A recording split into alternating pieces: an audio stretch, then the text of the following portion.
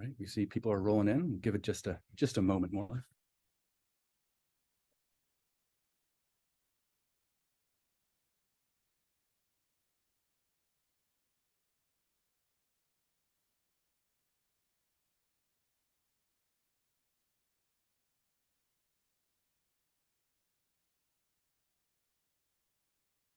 All right, I'm going to go ahead and kick us off. Hello, everyone. My name is Jonathan Fairman. My pronouns are he, him. I'm calling in from the Chicago headquarters office in front of the whiteboard, which is my favorite place to be. And welcome. Good morning, good afternoon, good evening. I know we've got participants from every time zone, I think, and really all over the world, it seems, today. Before we get going, just a little bit of housekeeping. So the chat tab is the best way to participate in today's session. We'd love to hear where you're in from, who you work with. We're wrapping up the year. Share a research success you've had, a breakthrough maybe you've had with stakeholders, but a great place to engage with one another. There is the Q&A section and that is, you're going to learn a lot about me today, mostly that I'm informal, but the QA places where you can kind of formally submit questions to myself and the other presenters. We're going to try and address some of those questions today. We won't have time to get into all of them, but that will definitely be the best conduit, and we'll do our best to follow up on questions that we don't get to answer today. And lastly, all of these sessions will be recorded, so watch for that, and certainly use them as you need in your organizations as you're leading the charge on so many great research initiatives.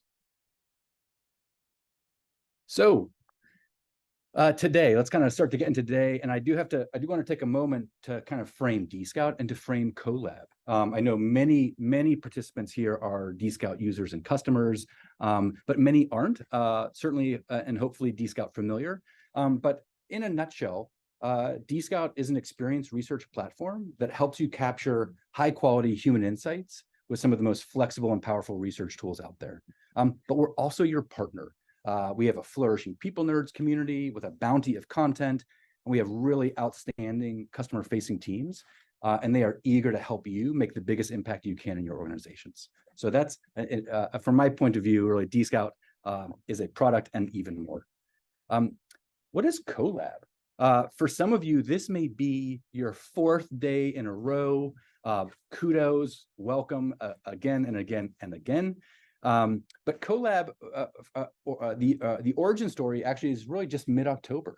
And we hosted an in-person conference, a smallish gathering. We had about 80 leaders from UXR and many adjacent fields like product, strategy, market research. And our purpose was to talk about the state of our field, outline some challenges that we're really looking at, and then act on the imperative to revitalize our field. And no doubt, 2023 has been a challenging year for us, and it was really important to get these people together and to kind of discuss and debate, quite a bit of debate, and take action. And I think what's so important is that this conversation is much bigger than the 80 or so people. This is a conversation that really has led to Colab Continue. And we want to make sure everyone can be a part of the conversation. So that's a little bit about what's why are we all here and what's happening. Now, specifically about today's session, so the intention of Colab Continue was not focused on promoting our product, but at the same time, we're really proud of our product and the customers who helped us build it. So at our event, we had a bit of an open house, an informal moment, an hour where our members of our product, design, and research teams could share work, get real-time feedback, and build connections with our users. So not just sort of that partnership lens through our day-to-day customer-facing teams, but we really value as product people working for product people, making those connections. And so today we're going to bring you that same spirit, albeit remotely. So in this session, we're going to highlight really some of our biggest customer-led innovations from 2023, share the stuff that we've built with your input, and then show you some of what's coming next. So I think the reality is we've got a lot of ground to cover. I want to be sensitive to time. And let me just give you one last little sense of the overview before I tell a little bit of a backstory. So you're going to hear about Dscout's evolution. Then we're going to get into a 2023 look back, 2024 look ahead, and then we'll do our product open house. And if I could get the next slide, please. Thank you. Just to kind of frame that. So you're going to hear a lot about usability today, a lot about our contributor seat and some really great collaboration capabilities, a very exciting move for Dscout and for you into private panel management, and then, of course, Scouts. So with that said, I want to do a little bit of storytelling on Dscout's evolution. As I mentioned at the very beginning, I run our product team and our design team, and I can say with confidence, this is not a glitch. This is just a little representation of how far we've come working with you to create a more human tomorrow. And that little teeny diary, I just want to pull out my Sharpie and circle it. That's the humble beginning of Dscout. At our founding, we offered an unmoderated mobile-first product, and in its day, it was groundbreaking. That little kernel was groundbreaking. But as you're about to see, we've evolved well beyond that. So I joined 8 years ago, shortly after the release of Recruit, and the creation of our participant panel. And it was a really exciting time, right? We were able to provide not just the tool for going deep and learning from users, but also the users themselves. As we really know, great research takes great participants, and being able to go to you with both of these capabilities was really exciting. But to frame how long ago this certainly felt, how many gray hairs this has generated. At this moment, when I joined, we were paying Scouts by mailing them physical checks. So when I say we've come a long way, we've really come a long way. So I want to look at now the where we are today, right? After a few years of learning and quite a few releases, we have Dscout's end-to-end product experience research platform, right? And over that time, it's really evolved to support so much more than that initial longitudinal unmoderated study. So we've got various recruiting needs. We have a full array of moderated and unmoderated methods. And then we've got a lot of tools and capabilities that we've built over time in those really resource intensive and critical kind of management and analysis and share out phases where the rubber meets the road and the value really gets shipped. So I have to admit a couple of highlights for me that I want to call out because they're not uniquely represented here. But in that journey and getting to this full end-to-end piece, moving from just that little longitudinal unmoderated study to really rapid turnaround and longitudinal specializations of our unmoderated tools. I think Live is a wonderful tool for moderated in-depth interviews. And so the ability to have kind of real-time dialogue and that kind of remote and unmoderated dialogue. Really, really excited to expand that methodological capability. We've also got a host of enterprise-grade security features, and I think this is the hard work. Like it's not the sexy work to prioritize, but it's the work that unlocks your access to these tools and some of these very kind of rigorous enterprise environments. And so lots of security features in there to help make sure you can really do the work you need to do in some fairly complicated environments. And I think the last of it, as a dad, I feel like this is horrible to say, but a little bit as a favorite child of mine here, is our playlist editor as part of our sharing capability. And in there, you can really quickly edit and share videos from your studies. And I think it really sings when you put the user in front of your collaborators, your stakeholders.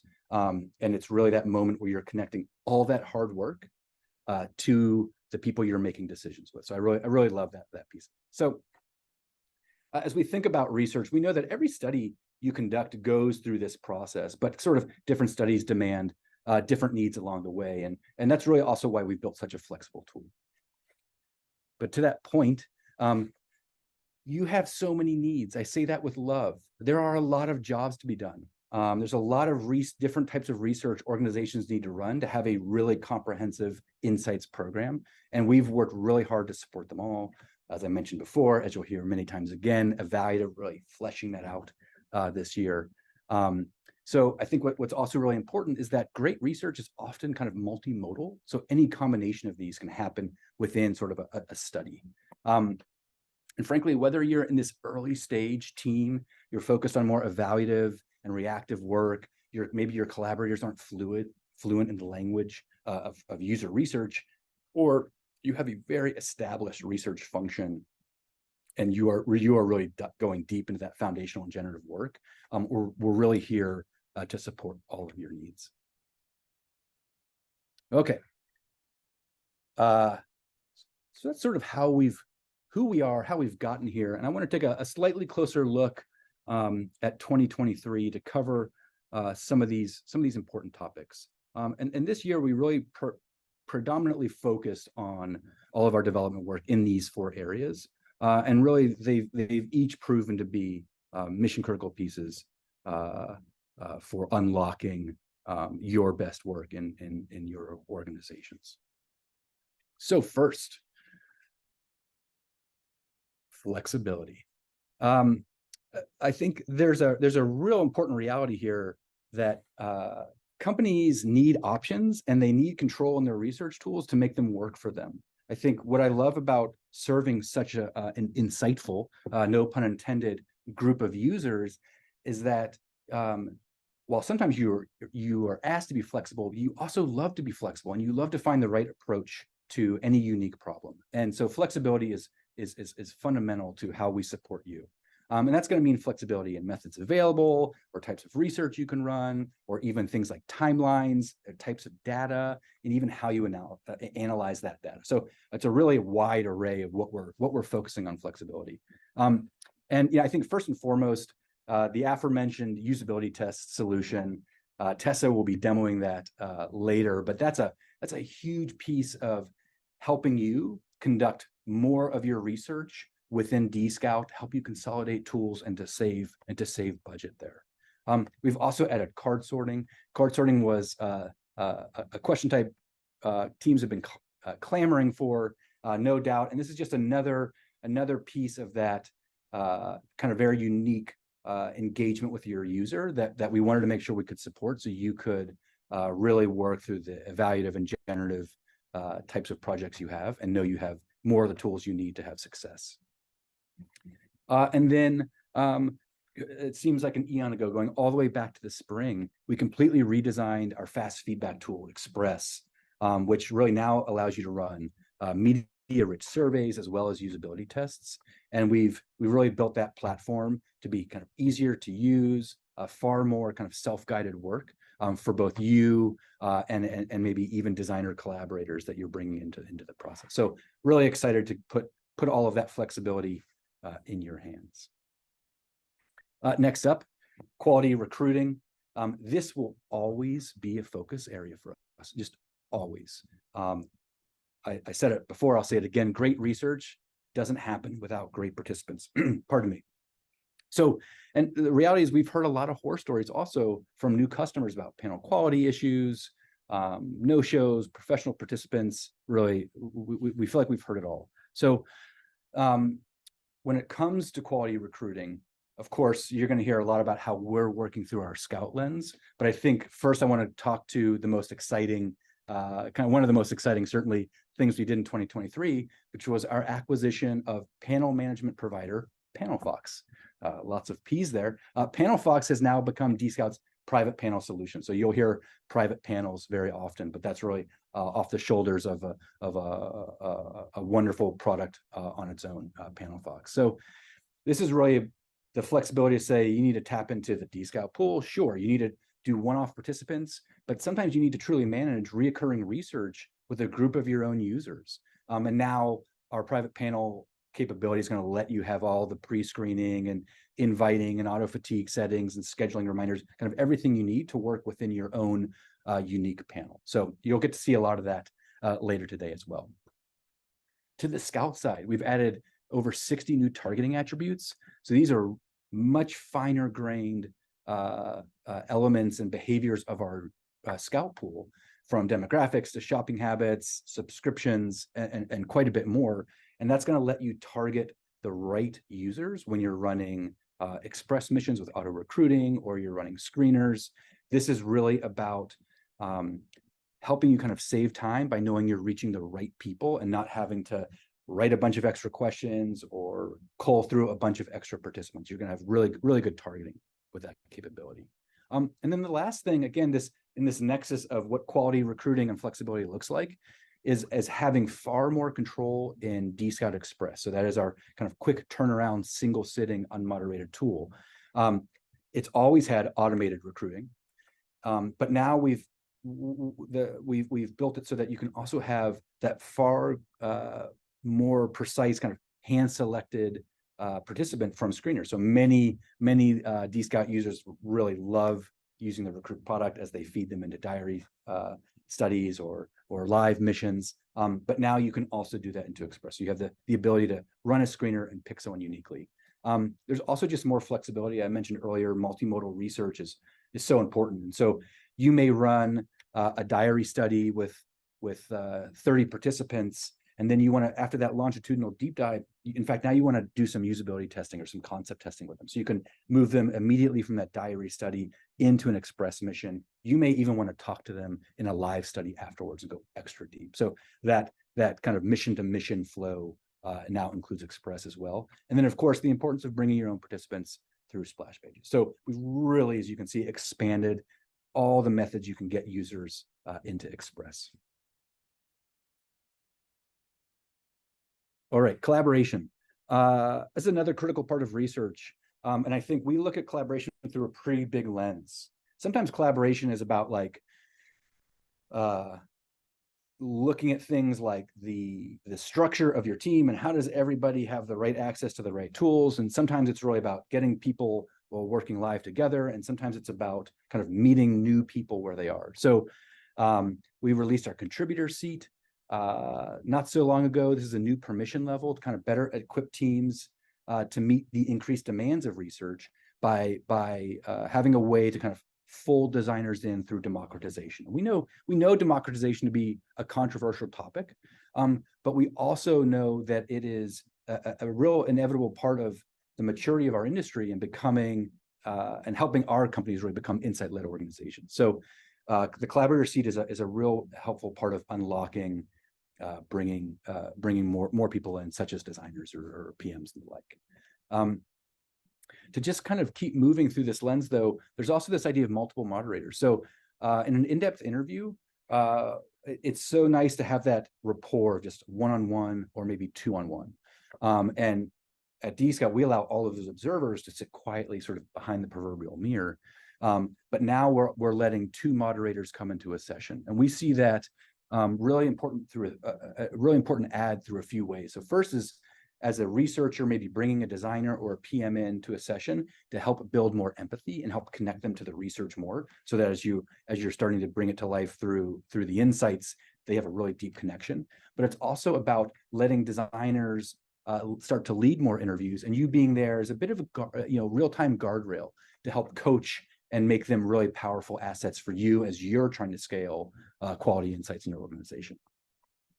The last piece I want to talk about is the Miro integration.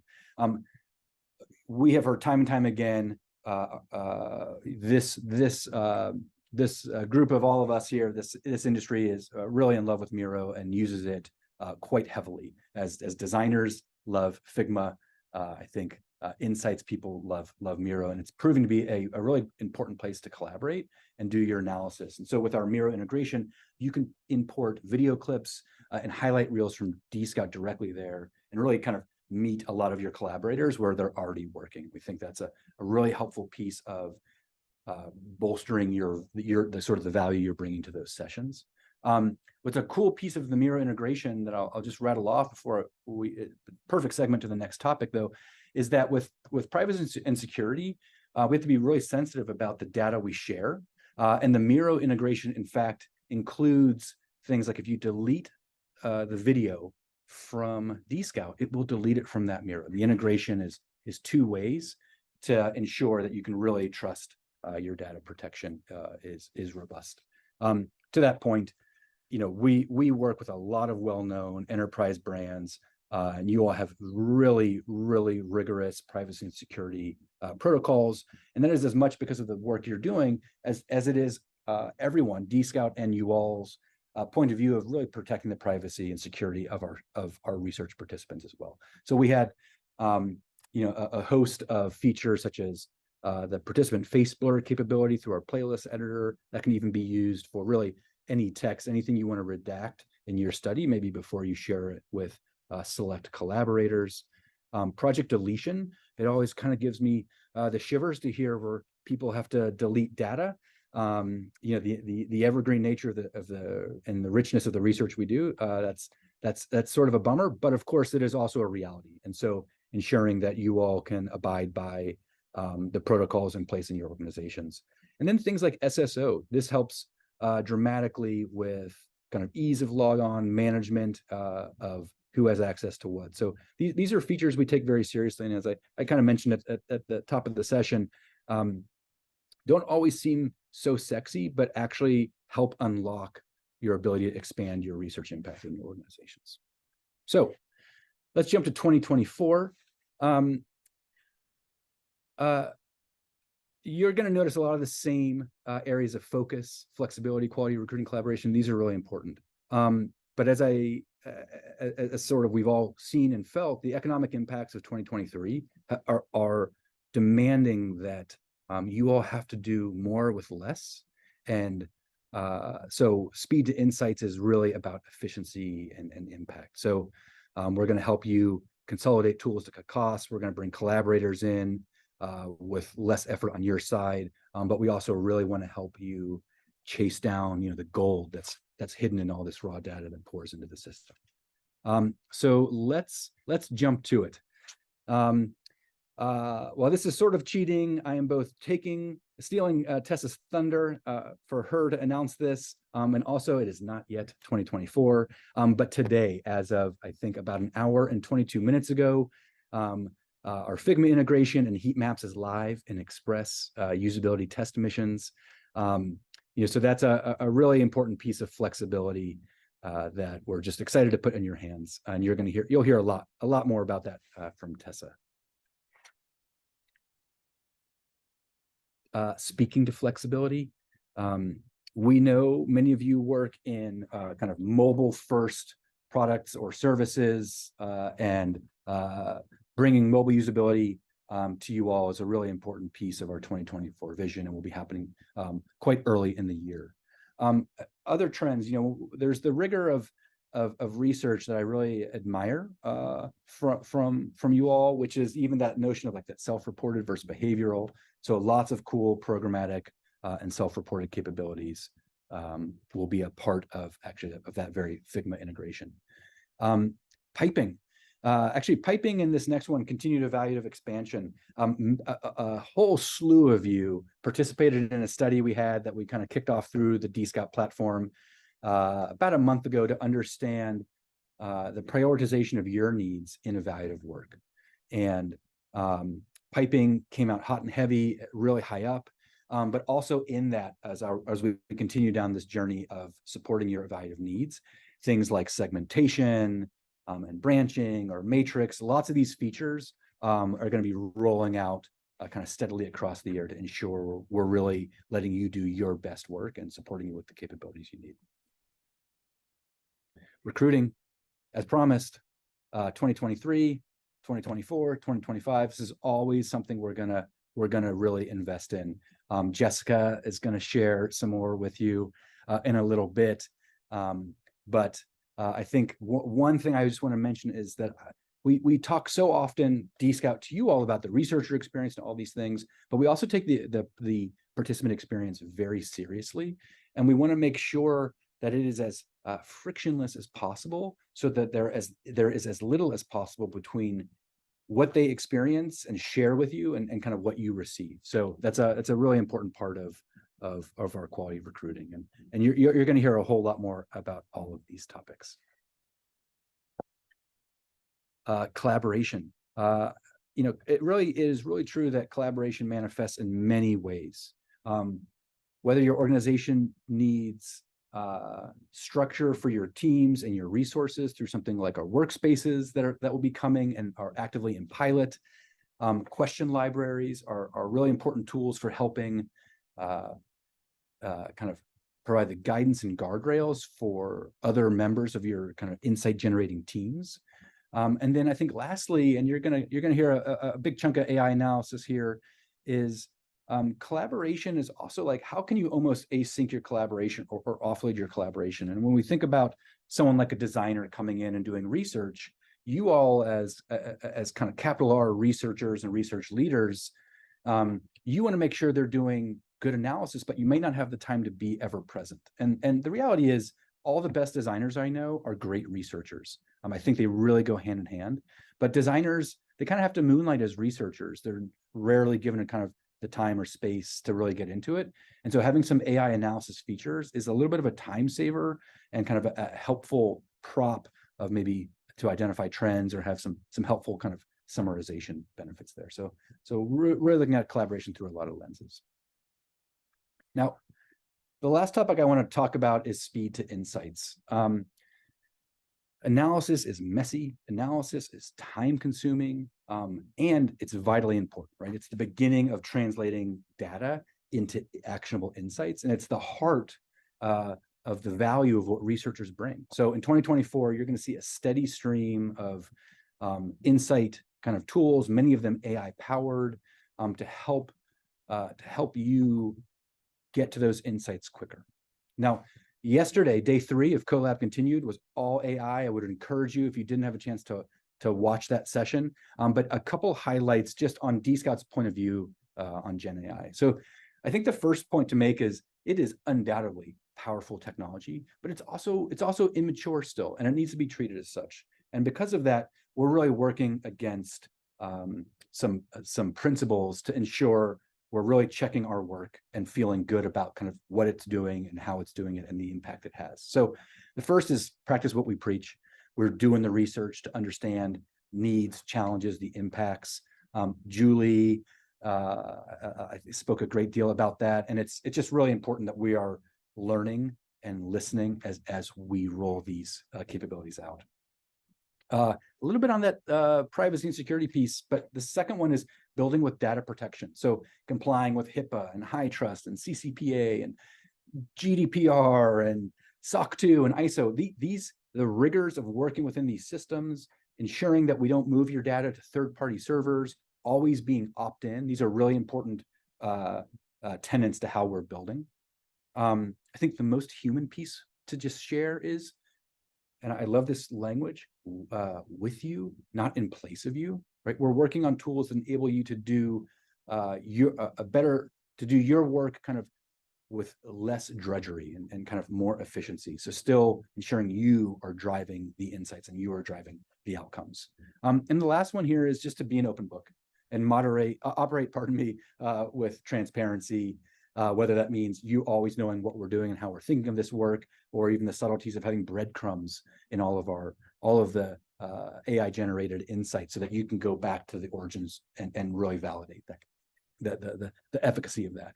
So, but pardon that sidebar. I just think important to share in such a dynamic and new kind of capability coming to our industry. So, to that point, you definitely watch that video. Oh, if we could go back one split second.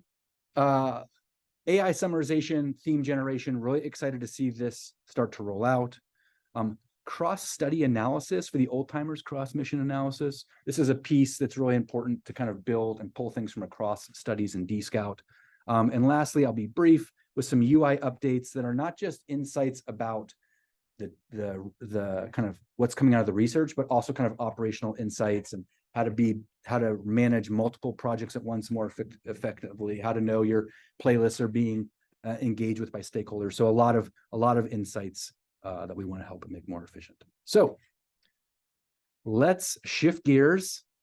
Let's everyone take a deep breath. We're rolling into our last hour of Colab Continued to the product open house. And we're going to run through usability and Express, our contributors and workspaces, private panels, and Jessica will bring it home with scouts and recruiting. And with that, I'll tee up Tessa. Hi, I'm Tessa. I'm the Director of Product on our Researcher Tools.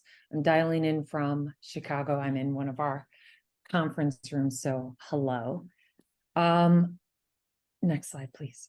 So before I'm here to show off some of our usability features, card sort, let you know what we have coming in the evaluative space. But before I start, I want to set the stage again and kind of recap or situate based on the framework that Jonathan showed and show you where usability testing fits in. So Dscout's already known for enabling you all to run your world-class foundational and generative research. And this update with our usability testing really expands on our evaluative offering, as you can see on the right-hand side, to provide even deeper flexibility for your research teams. So what you see here is where usability lives within our toolkit, and the platform, as you know, is built to support the entire research lifecycle from the start, when you're doing foundational, to the end. And with our new usability features that I'm going to show you today, you'll have all three fielding options. So I cannot stress enough how excited I've been this year to say that Dscout has a usability testing tool. We've worked really hard this year to build and design features that cover all the cornerstones of usability testing. So we have continuous recording, we have specialized task questions with specific follow-up kind of power-up questions. We have talk out loud prompts, click tracking, everything you'd want in a usability tool. And that's a testament to a lot of the research that we did, a lot of the alphas and betas that we ran. And you can share and get feedback on your prototypes. You can collect time on task analytics, and you can see how users are just interacting with your tools and your products. The main takeaway I want to emphasize here is how fast and flexible it is. So some examples that come to my mind are website testing. So you can test your own site, or if you want to see how customers shop organically, we can help you capture that and provide insights on that. We also will support prototype testing, which is made easier with our Figma integration that Jonathan spoke to today, that was released this morning. We have customers that currently do quarterly product pulse checks. And so, now you can use our usability testing and integrate those with your quarterly tests to capture if there are any friction points or maybe what's causing less conversion on your website.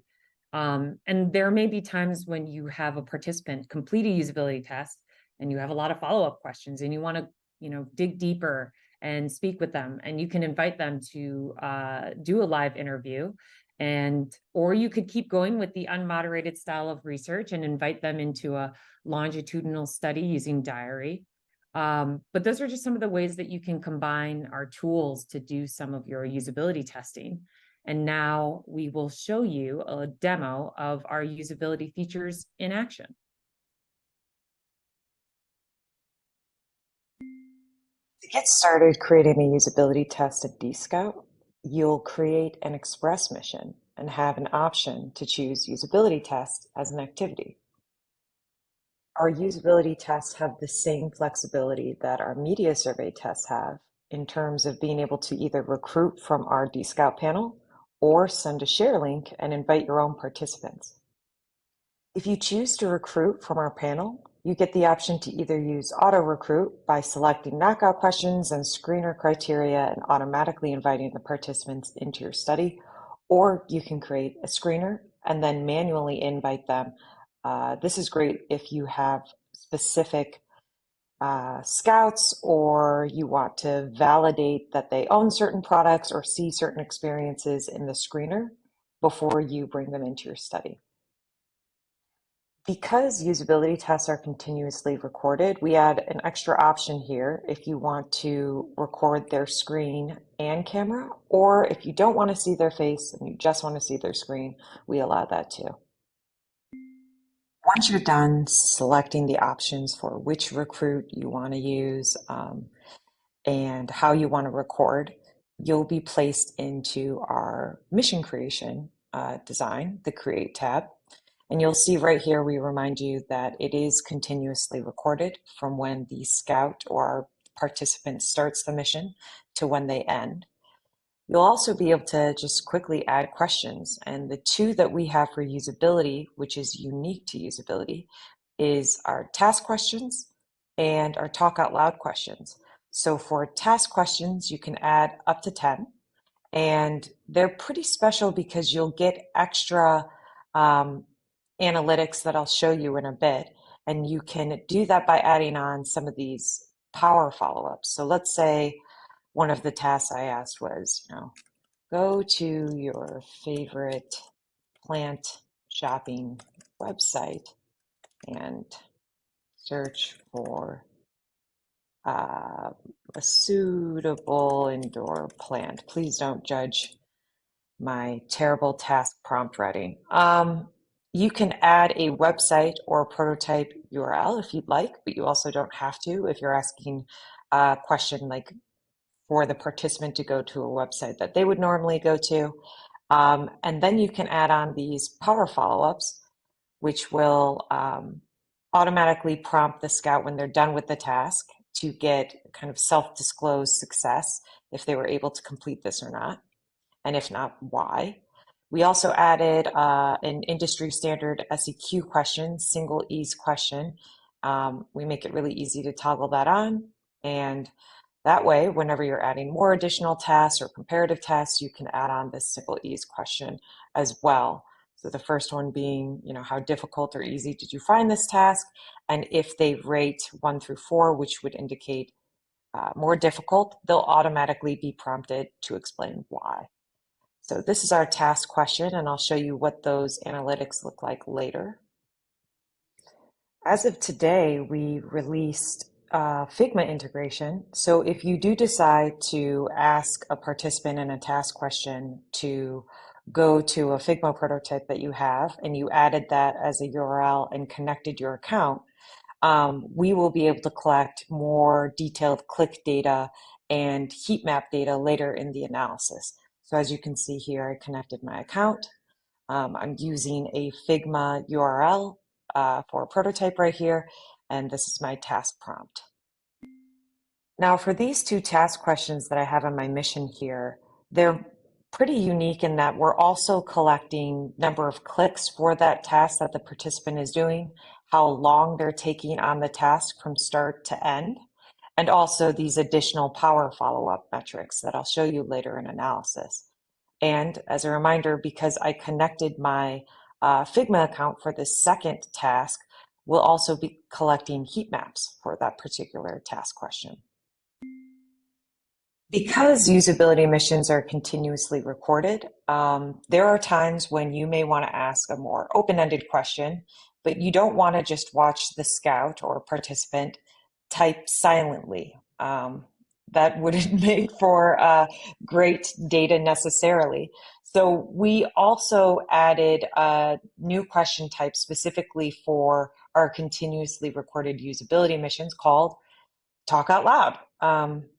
A little bit of a tongue-in-cheek question name, but these types of questions are great when you want to record the scout, their camera and maybe their screen, right?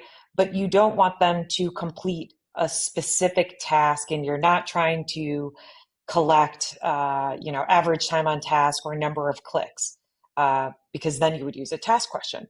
So let's say, for instance, I have the task question above and I'm asking them to use the Figma prototype to complete some sort of task. I might want to add a talk out loud prompt afterwards, like in a sentence or two, what is something you think that the prototype could improve? And what this will do is it'll prompt the scout to talk out loud and answer this question.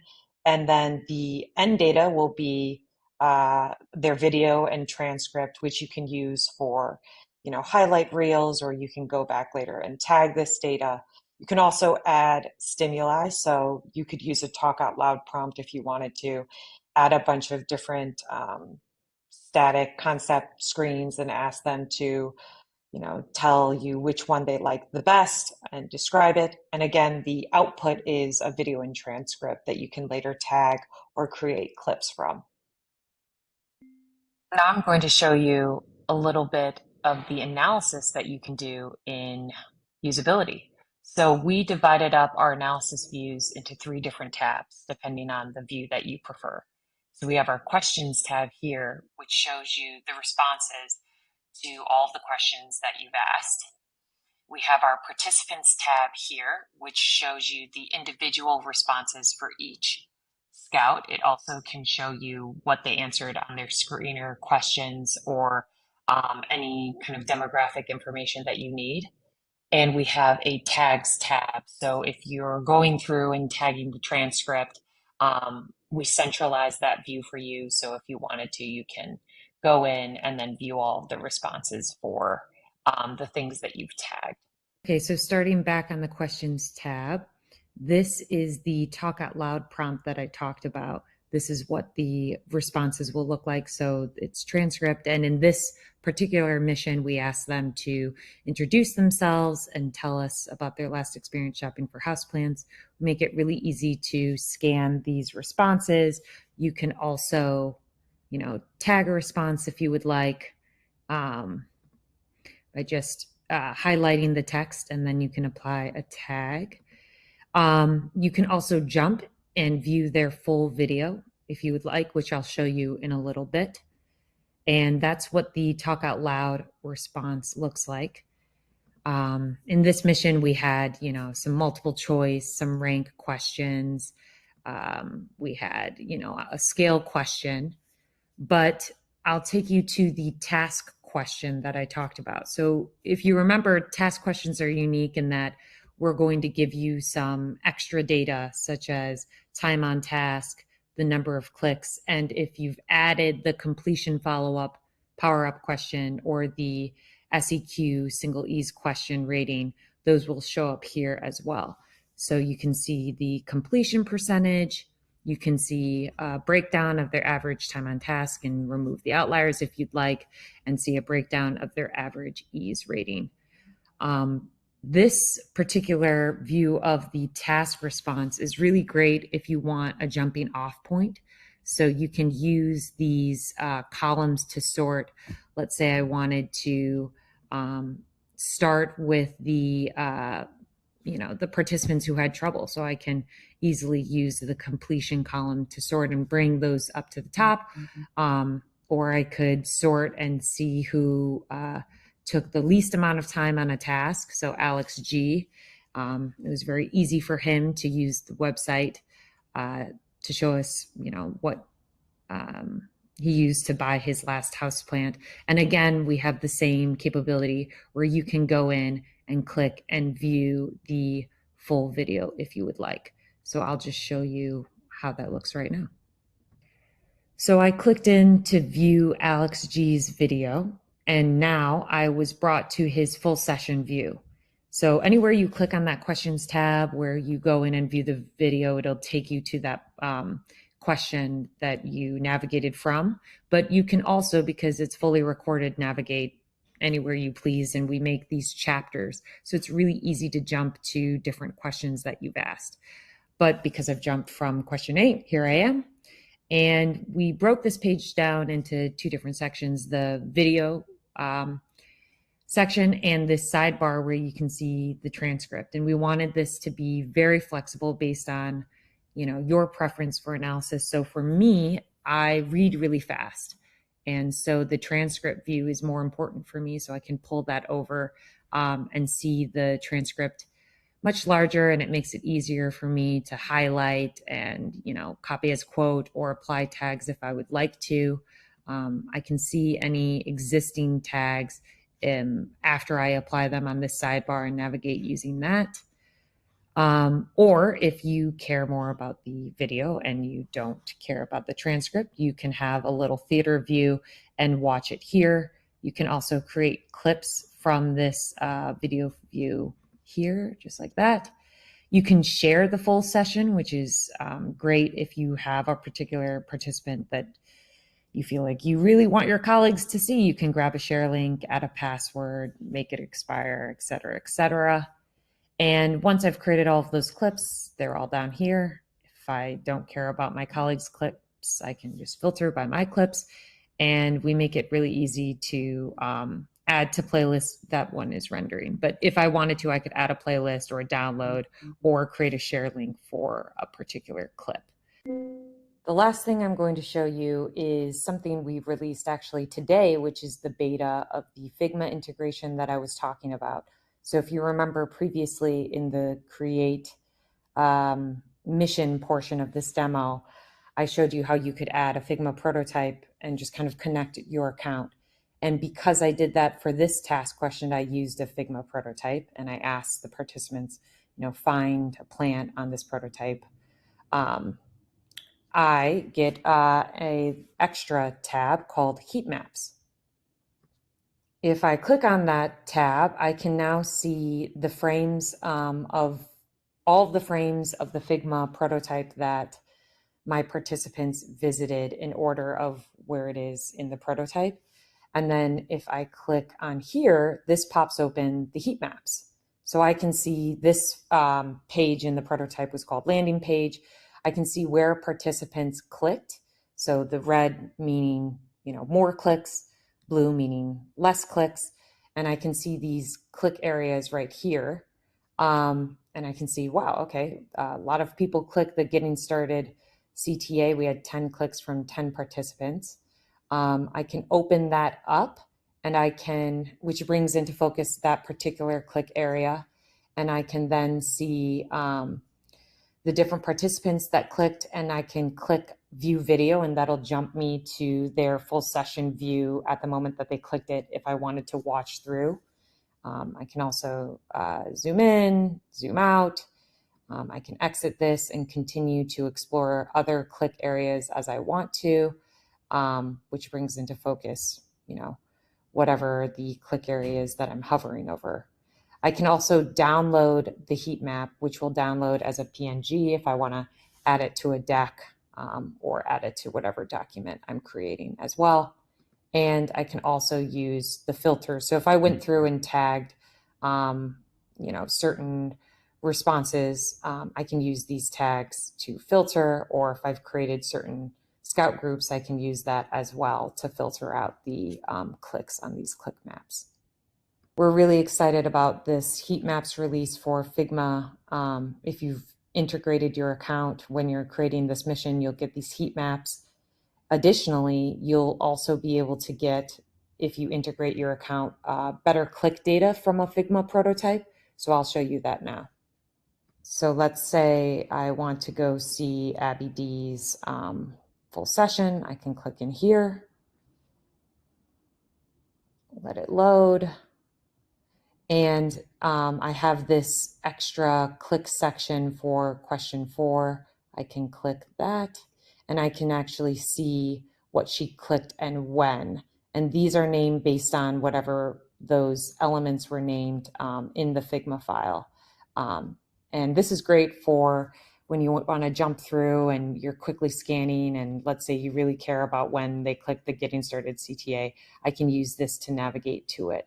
And find that very quickly. And so we break down what they clicked on and where in this clicks tab. And normally, if you don't integrate your account, your Figma account, we wouldn't be able to get that data, but because you did, we'll be able to tell you exactly what they clicked on.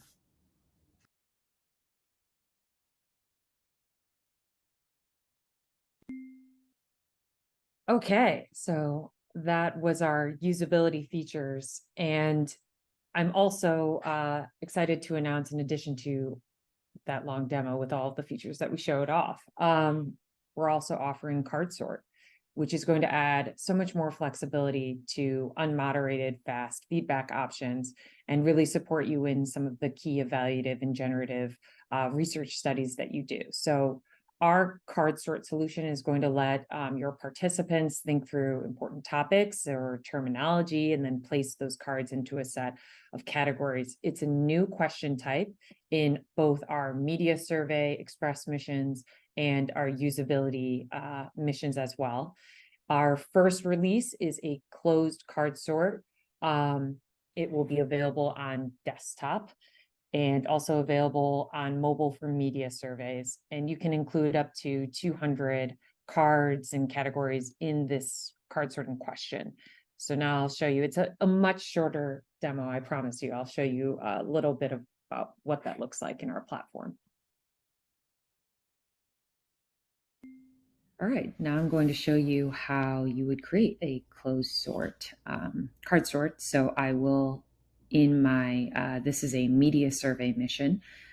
I'm just going to go over here and I'm going to add a card sort question.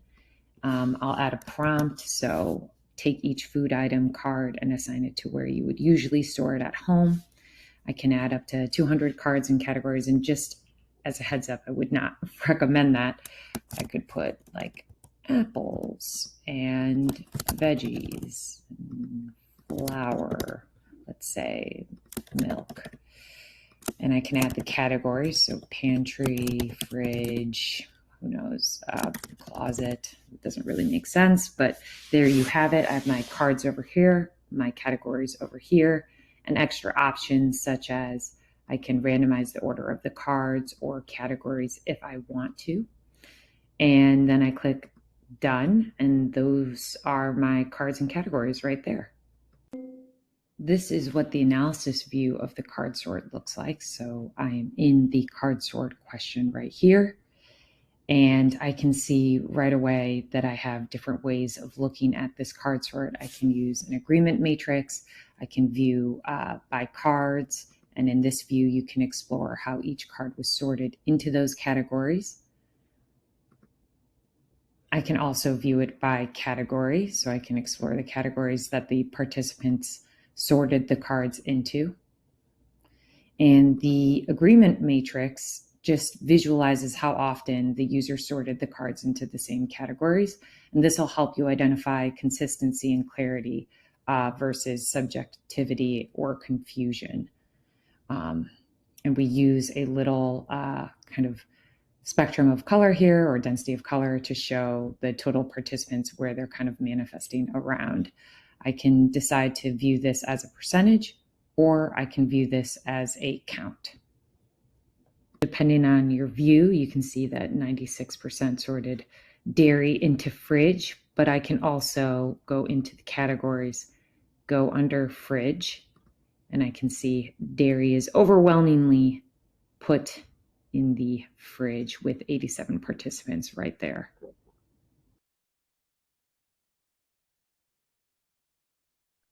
Okay, so, all right, now I'm going to show you how you would create. Just to hit it home and say it for the third time, we do have heat maps out as of this morning. It's in beta, so it will require the Figma integration, but we know how critical heat maps are in evaluative research, especially with our usability task questions. So we're really excited to allow you to combine that Figma integration and the contributor seat so that you can have that flexibility when you're running your usability tests. Hi there, I'm Elizabeth, and yes, I'm not participating in a fire drill right now. I'm calling in from my office in Atlanta, Georgia. I use she, her pronouns, and I'm the PM for the Researcher X team at Dscout. And that basically means I get to work on lots of interesting and complex problems that our researchers face. So I'm going to talk to you about two recent releases or upcoming releases, contributors and workspaces. Next. So if you've been participating in CoLab, you've probably talked a lot about democratization over the last few days. Contributor seat is a seat type that helps you democratize with confidence. So it's designed for people who do research, people like designers or PMs or even marketers. And it has some guardrails in that you can only build and launch research using certain tools. Contributors can also use our auto recruit tool, and that has some built-in guidance, but they can also recruit in collaboration with a capital R researcher if you want to get more selective in your recruiting process. So this is a new seat type, and if you're considering having a designer join you in Dscout, now might be the perfect time to do that. Next, thanks. We also built workspaces, and we're in alpha phase with this right now, but we built it to better model how research organizations are structured.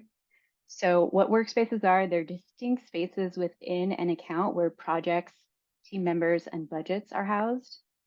So you could use workspaces to create multiple Dscout environments for each team of users, whether they're dedicated to a particular area of research or just aligned with a cost center.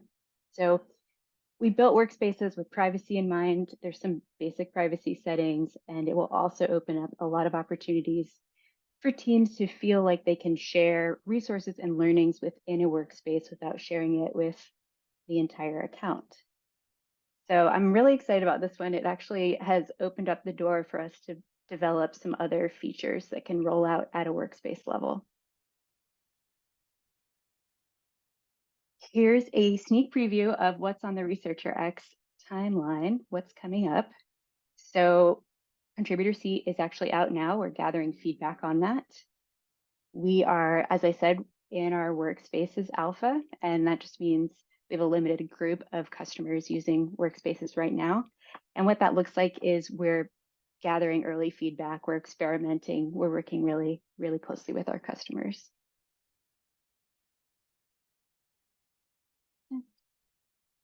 After that, we'll make Workspaces generally available.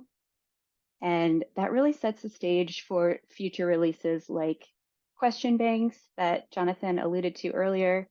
Those can live at a workspace level, as well as teammate reviews. So today, reviews to launch research generally go through Dscout staff, but this would allow you to designate someone within your team to review a mission prior to launch, which you could see is a really great feature, especially as you're thinking about adding contributors, additional people to run research in your Dscout platform.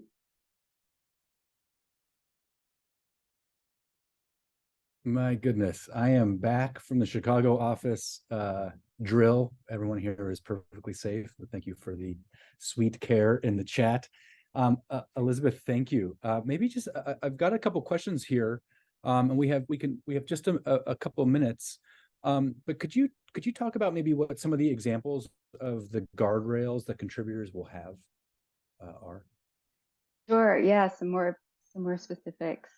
So contributors will only be able to launch Live, which is our moderated interview tool, and then Express, which Tessa talked about, so our unmoderated survey and usability tool. So some of the heavier research tools like Diary and Recruit, they won't have access to build and launch. But what's nice is they can actually, if they're invited, see the research that's being done there. And again, they could collaborate with a researcher on recruiting if, for example, you wanted them to moderate a live interview, but the researcher wanted to make sure you could be very selective in the recruiting process. And we also have the option to, you can require or not require a contributor to have a review prior to launch. So that's another guardrail you can use. But really, if you have a contributor seat on your account and you're thinking about adding designers, I'd love to hear from you all what guardrails you'd like. So feel free to submit a feature request through Dscout. Super. And maybe one more question, if you could speak kind of briefly to it. But it's basically, can I belong to more than one workspace? Can someone be just a viewer in one workspace? So a couple of kind of permission questions about that. You definitely can belong to more than one workspace, and that becomes important because you can switch between workspaces to make sure you're pulling from the correct budget when you build and launch your research. You maintain your role throughout workspaces. So if you're a researcher in workspace A, you'd be a researcher in workspace B.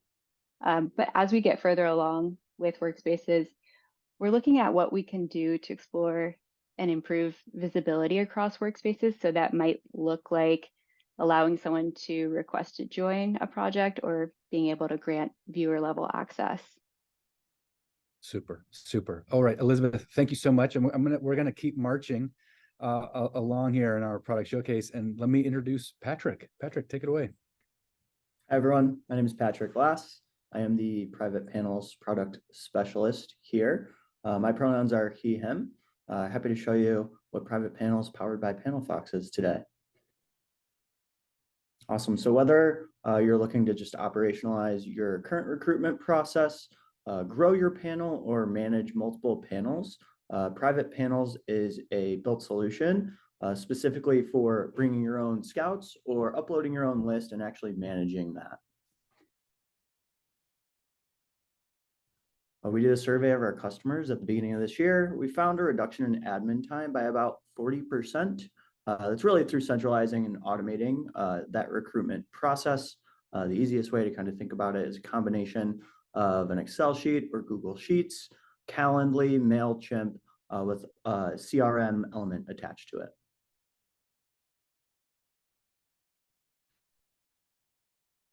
I'm not going to read you off every bullet point here of what our customers come back to us and say that they love, but typically it falls within 4 buckets. Just to highlight a few table stakes that most of our customers come to us with.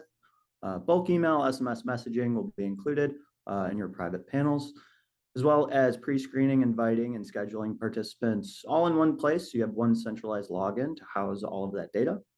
We also have auto fatigue management, specific quotas you can set for studies or screeners, and you're going to be able to filter to quickly find the best participants within those panels. And then we have a product demonstration here that should be pretty brief.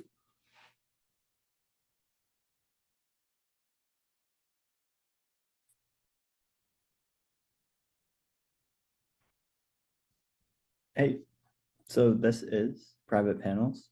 I'm going to do about an 8-minute demo here today, and then answer Q&A after live. So just to orient you all, at the top left, you'll see where it says panels. Then we're going to go into studies today. It may bounce in between settings as well. So we're in the panels page on Private Panels. Really, the first way you're going to get started is setting up what we call panel properties.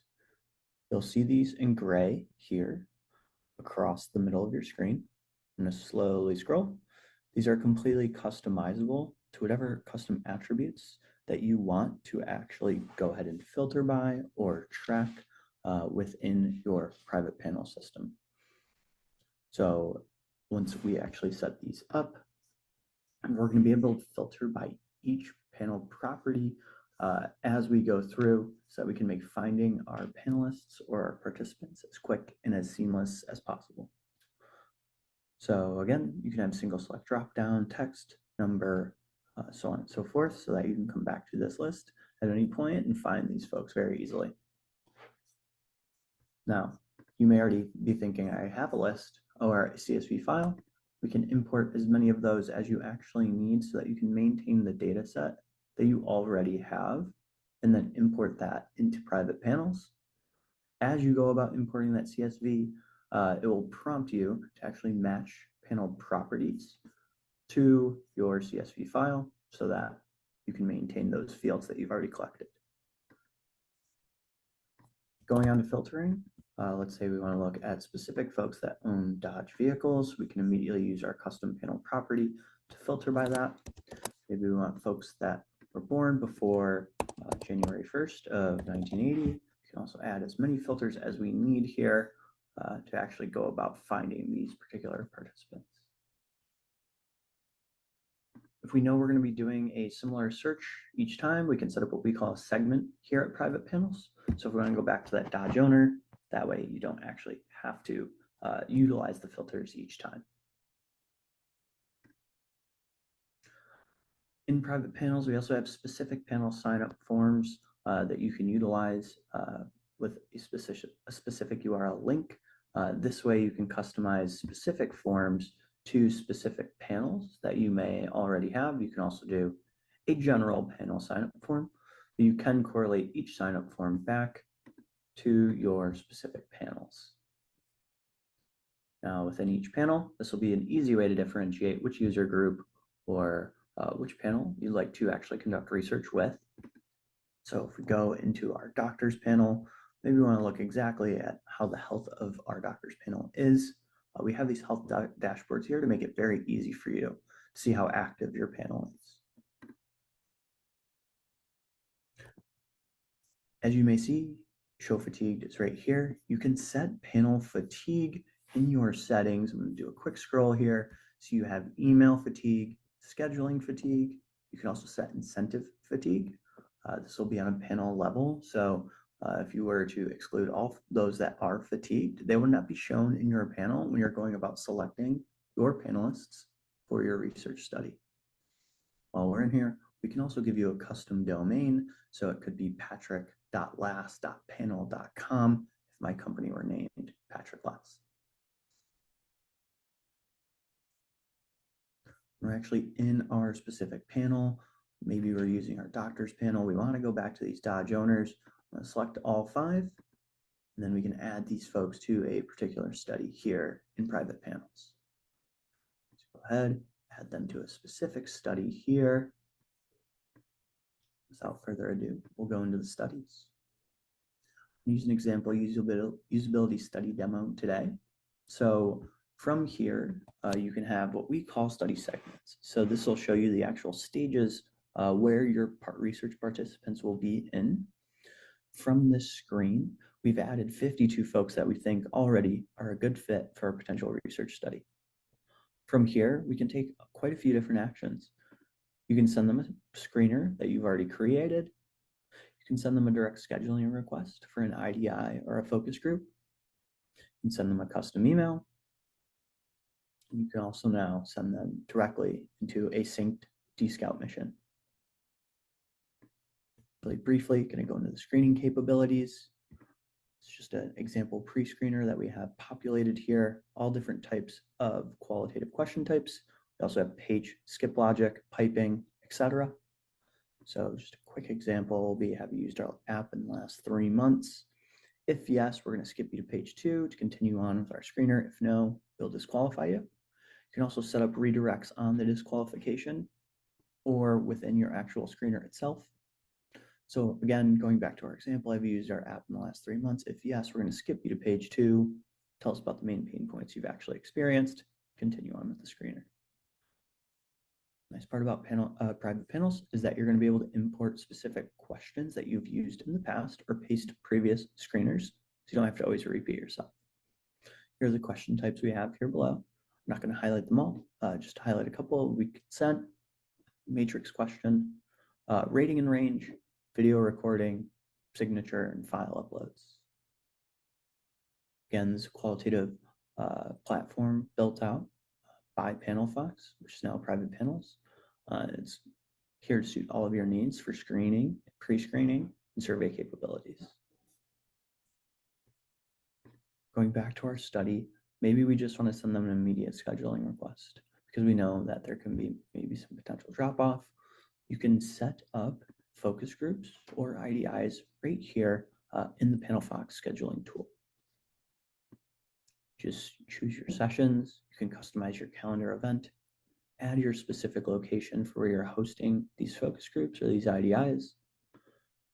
Then you can set custom email reminders. You can set your own templates here so that you don't have to go about manually emailing folks to actually show up for your research study. One final piece is going to be once these folks have actually qualified, been scheduled, we've already completed our interview or our focus group session or our Dscout study. We also have an incentive partnership with a company called Tremendous. So you can set up that free account and then incentivize your folks via Tremendous. If you have any further questions, my email is patrick.last@dscout.com. I'd be happy to chat with you regarding all things private panels. Thank you. All right, Patrick, thanks for sharing that. I've got some questions I'm gonna kind of throw at you. Actually, quite a few in here. And really, the first topic is just basically, what panel fatigue capabilities do you have? Panelist fatigue controls in there. Yeah, absolutely. So you can set specific panel fatigue in the settings in private panels. If you don't want to actually choose to set panel fatigue, you can always exclude certain folks that have interviewed or completed a survey in certain time parameters within the filtering system. Excellent. And then another fast follow here. Can you upload custom files for NDAs? Yes, so we have that capability. You're going to be able to track the files within each panelist profile. So you can see all of that data lives within the panelist profile. You can absolutely upload custom NDAs. That's great. That's great. I'm going to keep them coming here. We got a slew. Okay. There's a question kind of about email templates, but maybe you could speak to any kind of templates you can create, more overall across private panel. Yeah, absolutely. So I touched on the paste screener capability there. You can also create study templates, email templates for each type of email that you send out, whether that's study confirmation or study scheduling. You have all those templates available to you, so that once you do it once, you can duplicate it from then on out. Awesome. And then, sorry, we're going to sneak in one more.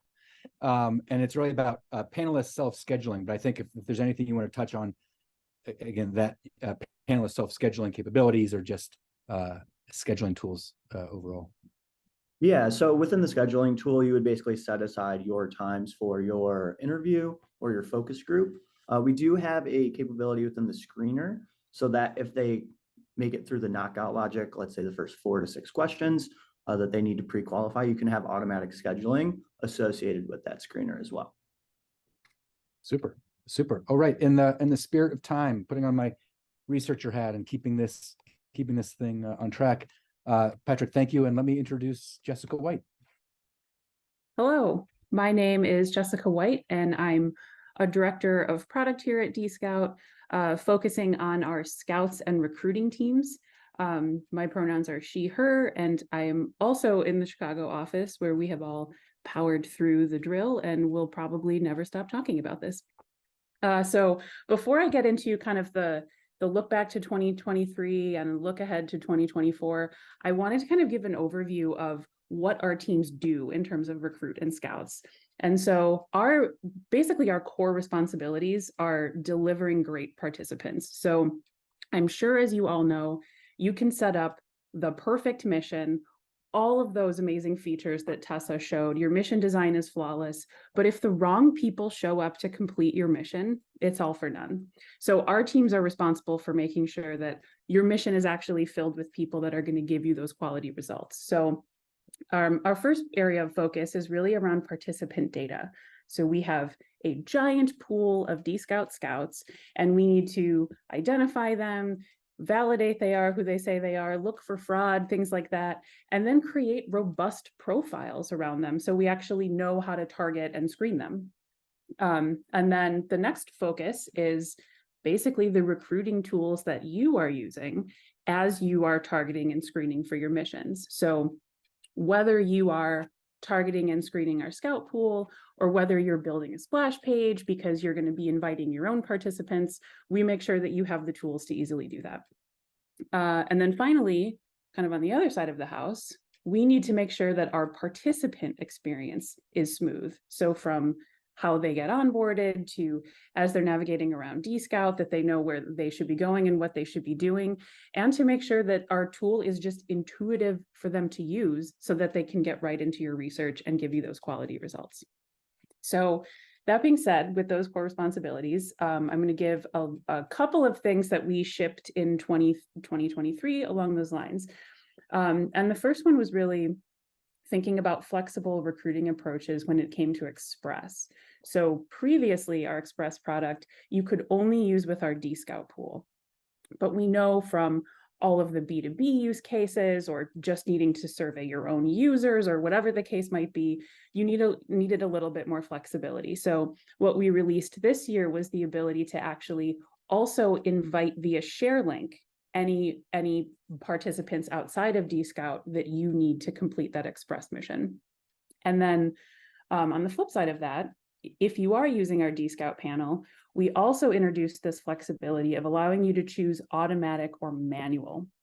So automatic is really great if you want that speed and you just have a couple knockout questions that you want to screen people with, but then just get them right into the mission and get those results super fast.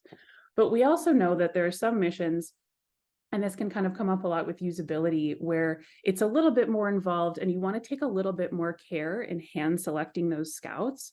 So this gives you the opportunity essentially to have them audition to be in your mission. So you can ask them video questions that you can review. You can have longer open-ended questions to really see, are they the right scout for this mission? And then you can hand pick them. So while Express used to be essentially just auto recruit through Dscout, we've now allowed these options in order for you to really fill the mission with who needs to be there. And then the next one was, and Jonathan alluded to this earlier, but the targeting attributes that we've released for scouts. So previously we had about 11 profile questions that we would ask scouts, and they were the good basic demographic questions that you needed. But we would see that within screeners, there's a lot of questions that people are asking over and over, and just generally things that we additionally wanted to know about scouts.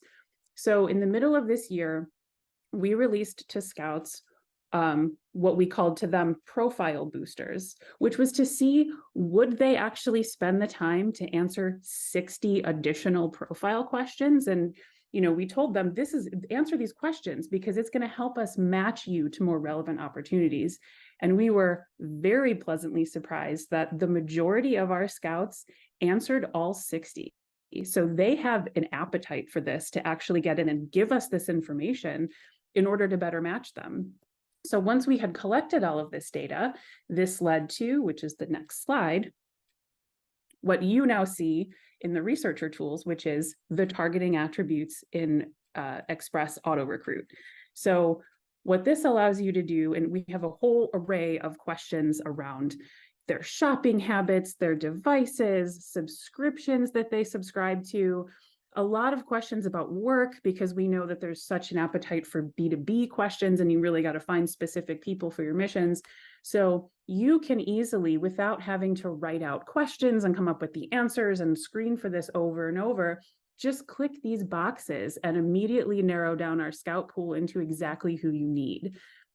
And then we also show, you can see in the corner of this screenshot, the potential reach. So we'll kind of tell you, maybe you might be narrowing down your panel into more of a niche recruit that might be harder to fill. So this tool has really allowed our customers to very quickly narrow down this pool, get feedback on how niche that might be, and recruit scouts even faster. And then the last thing I want to mention for 2023, because we also consider that participant experience, we'd gotten a lot of feedback that when our users are bringing their own participants, the onboarding process can seem a little cumbersome and is a big point of friction. So they were having to onboard and create a Dscout account and answer profile questions that maybe didn't even make sense for them to be asking for that mission. So, you know, similar to scouts, we're asking things like, what's your birth date? What's your ethnicity?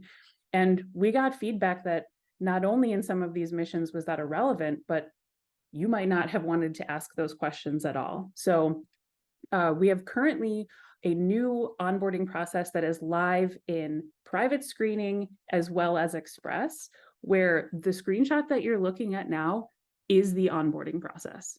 All they have to do is come to this splash page. They'll see what the mission is about. They give us their name, their email, and when they hit that begin research study, the next question that they see is the question that you asked. So this has completely collapsed that onboarding process into something super fast. And we've seen really great results in terms of the funnel of drop off when you're bringing someone new into Dscout and they don't know what Dscout is. This has really made a lot more people complete the missions, which has been great. And so, as I mentioned, that's live in private screening and Express, and we expect very soon into the new year, we will also release this for our live product and our diary product. So the next slide. So now we're going to get into some of the themes that we're thinking about for 2024. Among many, this is just a tiny sliver, but one of the things that we talk about a lot is quality, because we know that we have a really high quality panel in terms of our Dscout pool. And so while on the front end and on our side, we can do a lot in automated checks to look for quality in terms of effort and expressiveness. We look for things like fraud. We want to detect all the bad actors. And as much as we can do, we know that sometimes you're going to see some submissions to your research that aren't the highest of quality. So what we do on this side is make sure that you have the tools where when that happens, you can seamlessly address it, report it to us, tell us what happened, request a refund, and then of course, you actually might need to backfill that Scout, and we want you to be able to do that with a single click. So we think about quality from both sides of the preventative measures of what we're doing on our side, but also with the acknowledgement that sometimes some of this is going to get through, and we want you to feel empowered in order to deal with that promptly and move on like it never happened. And additionally, what we're going to be focusing on for next year is the expansion of our pool into the UK. So our pool currently represents many, many countries all over the world, and there is international research that happens on Dscout today.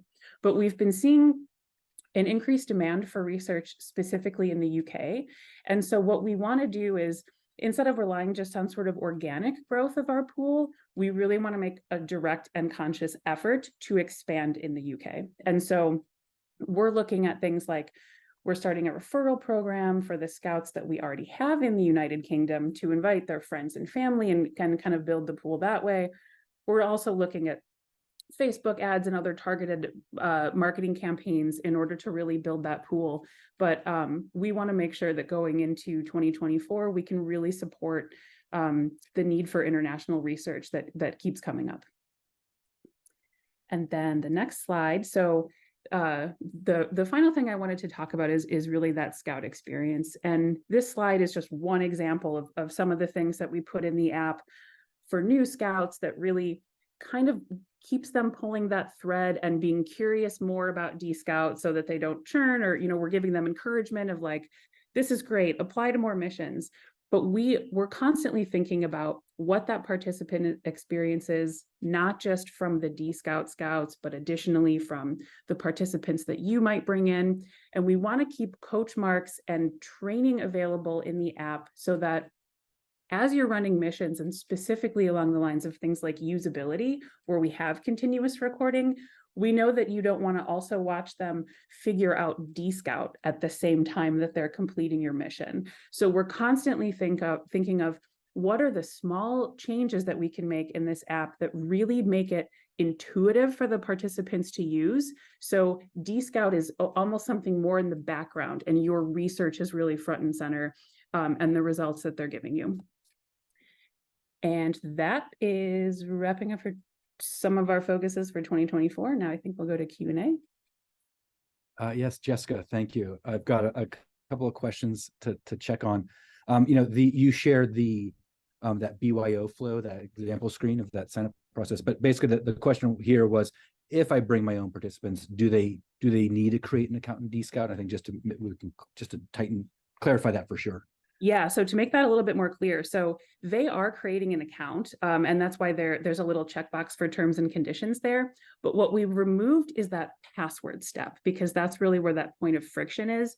And so what will happen is they will have an account, and this is really for things like GDPR, and we're collecting a lot of data on them. So it becomes necessary that there is an account, but we want to remove that friction. So if they come back, so if they are a returning user, you're using them again for another research study, if they enter that email address and we already have an account for them, we'll surface them a little modal that says, welcome back to Dscout. We'll get you in here.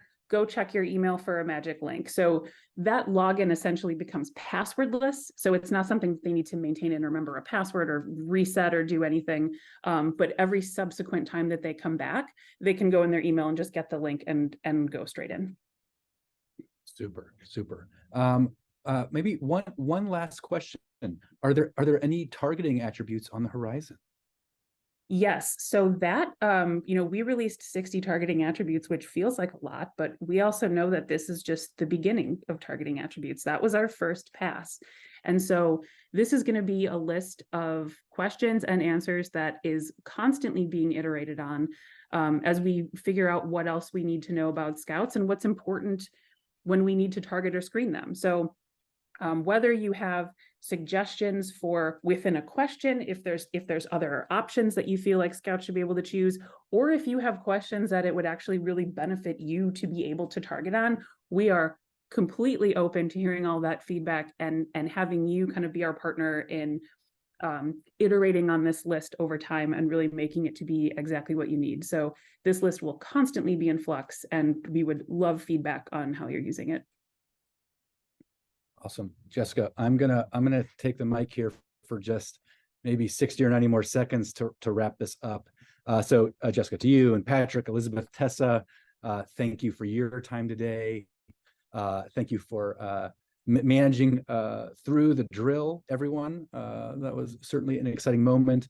And first, to kind of maybe the important but pedantic is to say, like, look, we just shared a ton of work. I'm really proud of the team. I know, and this is really only a fraction of what was completed in 2023, and a good taste of what's coming in 2024. If you've got questions, reach out to your research advisor, your account manager. Certainly, our sales team here is always eager to talk and hear the use cases you're trying to solve. So please reach out.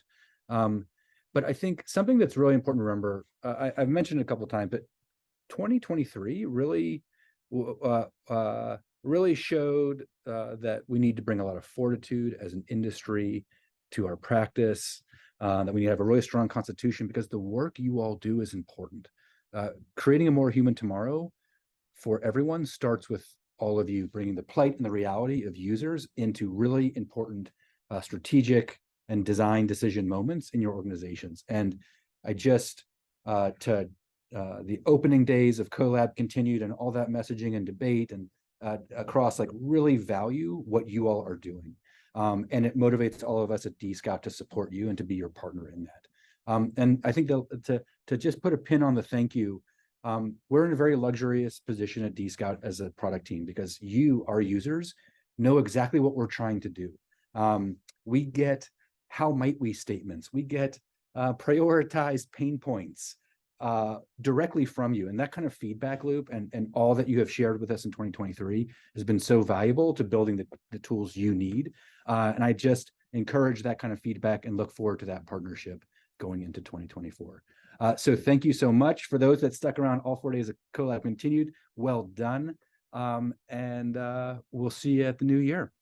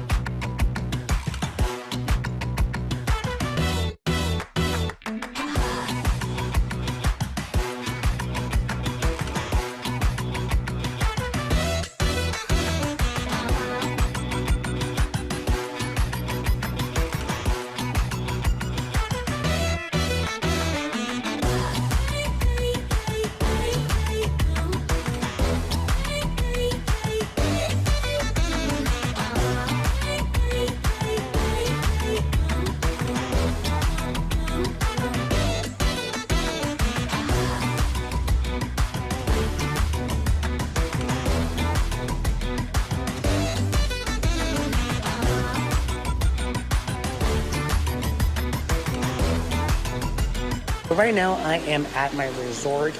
Right now, I'm in the grocery store. I am walking around Home Depot. Now I'm going for a little walk. We're getting ready to do some practicing.